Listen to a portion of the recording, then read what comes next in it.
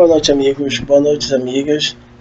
Eu tenho acompanhado alguns noticiários referente ao Congresso Nacional.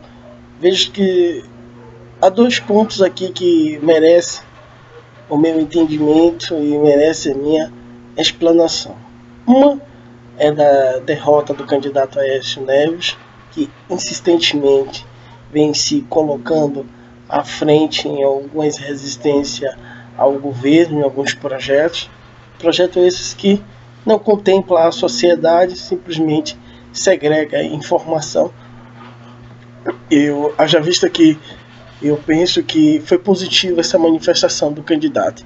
É claro que se o candidato colocar, é claro que o candidato, não, que já você não é mais, é só nas próximas eleições, e se você estiver vivo, se o PT não pedir também para derrubar do seu avião, né? Toma muito cuidado.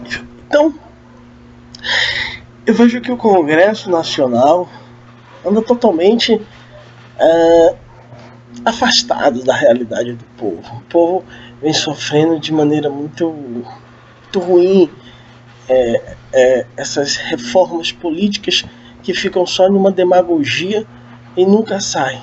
Projetos que ficam engavetados. Enfim, a inoperância do Congresso Nacional é muito grande e isso mostra a insatisfação do povo para com esses representantes que haja vista que já está ultrapassado, deteriorado e precisamos reformular. E o outro ponto que eu gostaria de manifestar aqui foi o problema que houve entre o deputado federal Jair Bolsonaro e o Maria Rosário dos Direitos Humanos. Nós podemos perceber que há dois lados totalmente diferentes.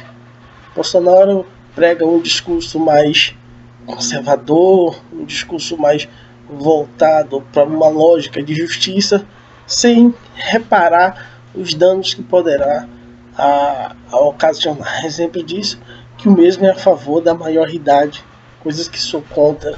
Eu acho que a gente não muda através do aumento da maioridade, mas devemos tocar em alguns elementos na sociedade que fazem parte da construção, fazem parte de um todo, como a família, como a sociedade, como a escola, como o projeto, enfim, inúmeras outras coisas que aqui eu faço menção.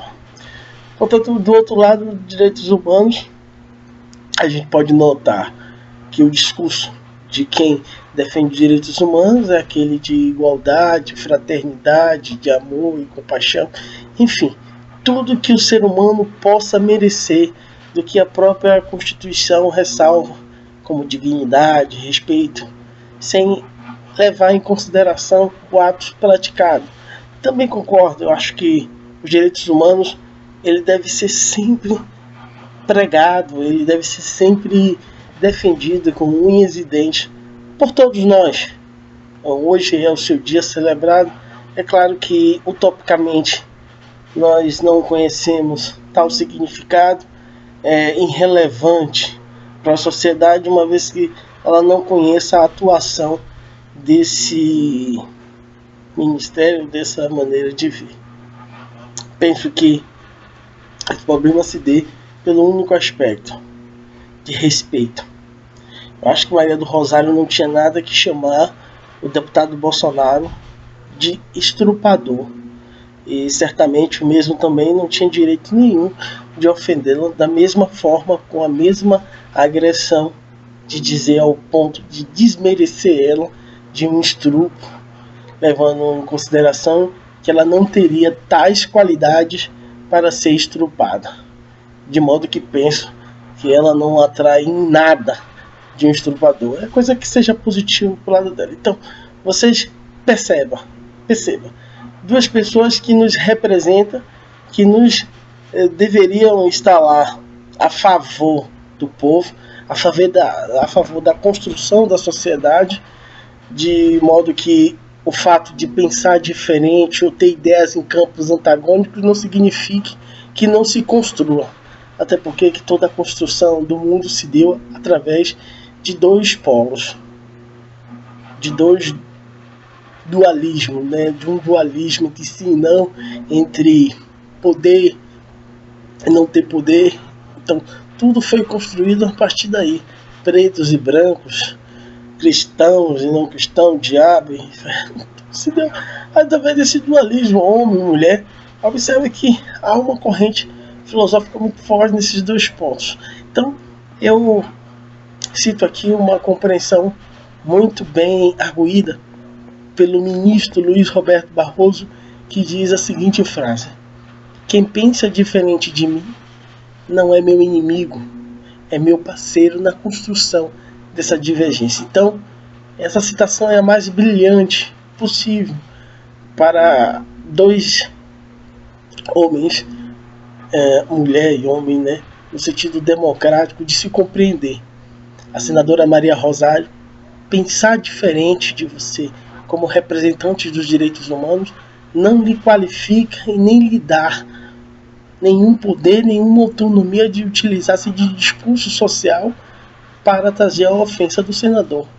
O mesmo também não deveria ter tratado dessa forma. Então, veja que há um despreparo dos dois lados. Nenhum souberam lidar com os conflitos. Ouvir a opinião do outro diante do seu posicionamento é muito bom e muito merecedor. Se você não concorda, é um direito que lhe assiste. Se você concorda, também é um direito que lhe assiste. Agora, direito nenhum assiste a qualquer um que seja de ofender. No Brasil temos uma cultura muito forte em relação a isso. Vimos isso no debate presidencial, em que os dois candidatos se agridem moralmente no canal livre, em rede nacional, caindo as farpas. É como se dois gladiadores fossem brigar em uma arena em que todos sentados, naquele clássico de medieval, onde os gladiadores eram colocados à batalha. Mas é claro que no século XXI temos uma batalha mais moderna, uma batalha voltada para as palavras que vimos como a presidente como candidato, Aécio Neves também saiu do debate. Então, penso que para a construção desse país temos que saber ouvir os dois lados, compreender os dois lados, porém sem que esses pontos de vista possam levar cada um a responder de forma pessoal. Democracia se constrói assim. E não podemos cair no discurso que tudo que se fala é antirracista, tudo que fala é machismo.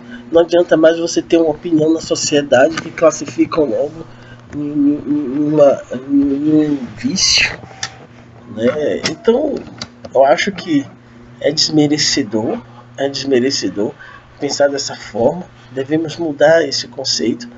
Acredito que se quisermos um mundo melhor, um mundo que seja igual, devemos, sobretudo, respeitar a opinião de cada um. Esse é meu pequeno entendimento, meu singelo. E quero dizer a todos vocês que o Brasil está fudido. Boa noite.